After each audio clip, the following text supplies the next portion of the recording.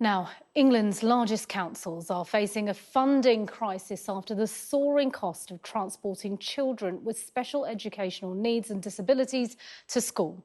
More children are having to be driven by individual taxis because there aren't enough special school places to meet the demand, particularly in rural areas. Well, here's our business correspondent, Adele Robinson.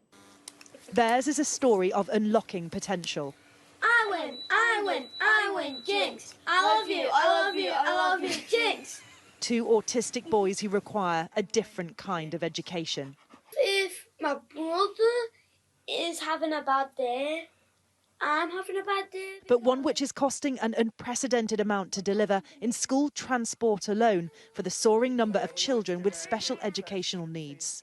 If they didn't have a private taxi taking them to this school, where would they be?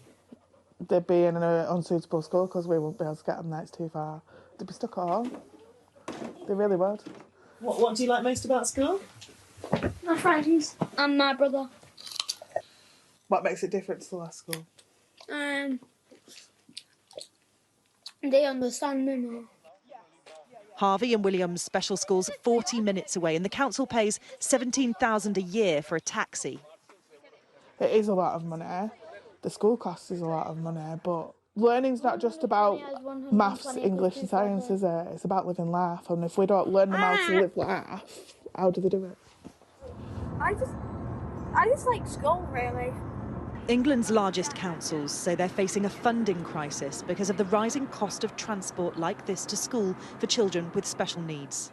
Sky News has seen a report showing that spending on taxis and minibuses will rise to over £1.1 billion in the next 5 years. That's contributing to a £4 billion black hole, with 1 in 10 county councils unsure they can prevent insolvency this year and 6 in 10 not confident they could prevent it by 2025.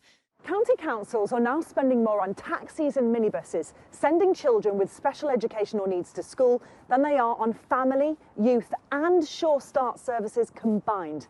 It's a financial burden that's putting them at risk of future bankruptcy. And so councils are calling for emergency action with services at risk.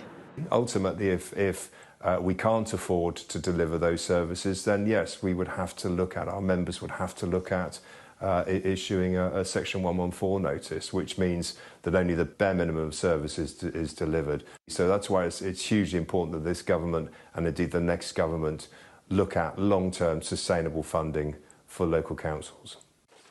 The government's putting an extra £440 million into the high needs budget next year, but with unprecedented numbers of children being diagnosed, will it be enough? Adele Robinson, Sky News.